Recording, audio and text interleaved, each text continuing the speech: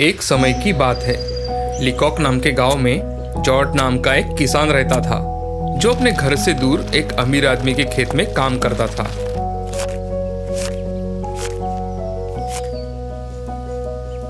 काम खत्म करके जॉर्ज जंगल के रास्ते से अपने घर लौट रहा था। रास्ते में उसे एक सुंदर नदी दिखाई दी। जॉर्ज वहां पानी पीने गया। वहां जाकर उसने देखा कि एक हिरन जख्मी हालत में पड़ा है। जॉर्ज ने उसे तुरंत मरहम लगाया और प्यार से उसको सहला रहा था। तभी एक आवाज आई, जॉर्ज, जॉर्ज। जॉर्ज ने इधर उधर देखा। वहां जंगल के अलावा कोई नहीं था। जॉर्ज डर गया, लेकिन उसे फिर से वही आवाज सुनाई दी, जॉर्ज, डरो मत, मैं हूँ जादुई हिरन। तभी हिरन परी के रूप में बदल गई। तुम बहुत ही नेक और दयालु इंसान हो जॉर्ज। तुम्हारी दया और प्यार देखकर मुझे बहुत अच्छा लगा। एक जादूगर ने मेरी बहनों को बंदी बना लिया है।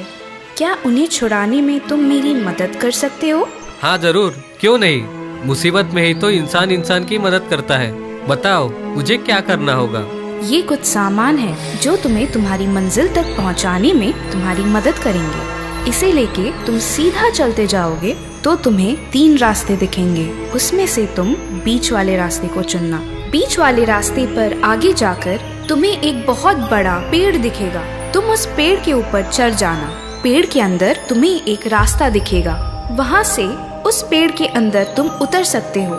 अंदर उतरने के बाद तुम्हें सोने और चांदी का एक खजाना दिखेगा, लेकिन खजाने पर एक बहुत बड़ा और डरावना सा सांप दिखेगा। तुम उससे घबराना नहीं। मेरे दिए हुए सामान में एक चूहा है। तुम उसे सांप की तरफ छोड़ देना। सांप तुरंत चूहे का पीछा करेगा। जैसे ही सांप वहाँ से निकलता है, तुम खजाने पर मेरे दिए हुए सामान में जो मिट्टी है उसे फूंकना। खजाना छोटा हो जाएगा। उसे तुम अपनी जेब में डाल के सामने वाली गुफा में चले जाना। वहाँ तुम्हें एक पुरानी पेटी मिलेगी। तुम उसे लेकर वापस यहीं आ जाना। परी का दिया हुआ सामान लेकर जॉर्ज चल पड़ा। जॉर्ज सबसे पहले पेड़ के अंदर उतर गया तो उसे सच में बहुत ही बड़ा और भयानक सांप दिखाई दिया। उसकी आंखें लाल थी, नाक से जहर का धुआं निकल रहा था। उसे देखकर जॉर्ज डर गया, लेकिन तभी उसे चूहे की याद आई। उसने तुरंत चूहा सांप की ओर छोड़ा तो सांप चूहे का पीछा करते हुए निकल गया। जॉर्ज ने खजाने पर मिट्टी को फूंक दिया तो खजाना सच में छोटा हो गया। जॉर्ज उसे जेब में डालकर सामने वाली गुफा में गया। वहाँ से पुरानी पेटी लेकर तुरंत परी के पास गया। परी जॉर्ज का इंतजार करते हुए वही हवा में उड़ रही थी। ये रही तुम्हारी पेटी और खजाना। परी ने खजाने को बड़ा कर दिया और कहा, जॉर्ज, अब ये खजाना तुम्हारा है और ये पेटी भी। परी ने जॉर्ज को पेटी खोलने के लिए कहा। उसमें छोटे से 2 पत्थर थे। वो पत्थर उसने एक दूसरे पर घिसने के लिए कहा। तभी उसमें से एक जिन बाहर आया। क्या हुक्म है मेरे आका? जॉर्ज ने परी के बहनों को जादूगर के चंगुल से आजाद करने का हुक्म दिया। जिन ने देखते ही देखते परियों को आजाद कर दिया। अब सारी परियां जॉर्ज का धन्यवाद करके निकल गई। जॉर्ज ने कुछ सिक्के अपने पास रख लिए और सारा खजाना उसने एक खड्डे में छुपा दिया और पास वाले शहर के लिए निकल पड़ा। मार्केट में जाकर जॉर्ज ने शानदार कपड़े और जूते लिए और एक होटल में आराम करने के लिए रुक गया। कुछ दिनों बाद जॉर्ज ने होटल के सामने अपना घर खरीद लिया और होटल के मालिक से पहचान बढ़ाकर वो शहर के राजा की जानकारी हासिल कर रहा था। उसमें राजकुमारी का भी रहस्य सामने आया।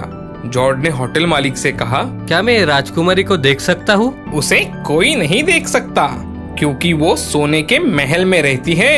और हाँ, महल के चारों दिशाओं में ऊंची ऊंची दीवारें हैं। राजा और रानी के अलावा वहाँ किसी अन्य व्यक्ति को प्रवेश नहीं है। 18 साल पहले एक भविष्यवाणी हुई थी कि राजकुमारी का विवाह एक किसान से होगा और ये बात राजा को अच्छी नहीं लगी। जॉर्ज सोच में पड़ गया कि एक बार तो राजकुमारी से मिलना ही है। तभी उसे परी ने दी हुई पेटी की याद आई।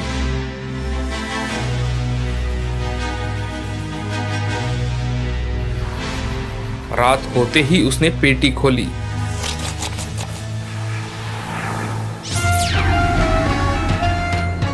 और जिन को आदेश दिया कि राजकुमारी को लेकर आओ। उसी समय जिन वहां से उड़ता हुआ चला गया और थोड़ी ही देर में राजकुमारी को अपने पीठ पर बिठाकर लेकर आया। राजकुमारी सच में बहुत ही सुंदर थी। जॉर्ड राजकुमारी को देखता ही रह गया। उसने राजकुमारी के सामने घुटने टेके और राजकुमारी का हाथ चूम लिया। दूसरे ही पल जीन राजकुमारी को लेकर महल वापस चला गया। अगले दिन राजकुमारी ने राजा से कहा, कल रात सपने में मुझे एक जिन ने अपने पीठ पे बिठाया। वो मुझे एक किसान के पास ले गया और उस किसान ने जमीन पर अपने घुटनों के बल बैठकर मेरे हाथों को चूमा। ये सुनकर राजा और रानी डर गए। जो नहीं होना था वो हो रहा है, ये देखकर दोनों चिंतित होने लगे। राजा ने उस रात एक दासी को राजकुमारी पर नजर रखने के लिए रखा।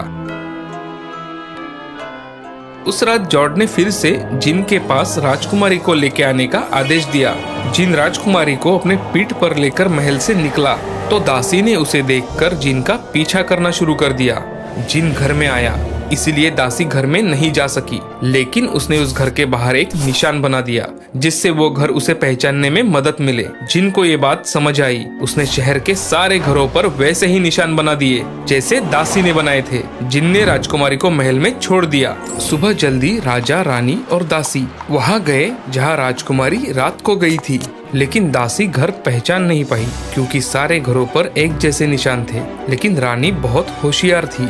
उसने जल्द ही राजकुमारी के लिए एक ड्रेस बनाया जिसके जेब में एक छोटा सा छेद था। उसमें रानी ने छोटे छोटे रंगीन कंकड़ डाल दिए जिससे घर का पता चल जाए। उस रात जिन फिर से राजकुमारी को लेने महल आया। राजकुमारी को लेकर घर पहुंचा। महल से जॉर्ड के घर तक रास्ते में रंगीन पत्थर पड़े थे। ये किसी के ध्यान में नहीं आया। उस वजह से राजा को पता चल गया कि राजकुमारी को रात को कौन ले जाता है।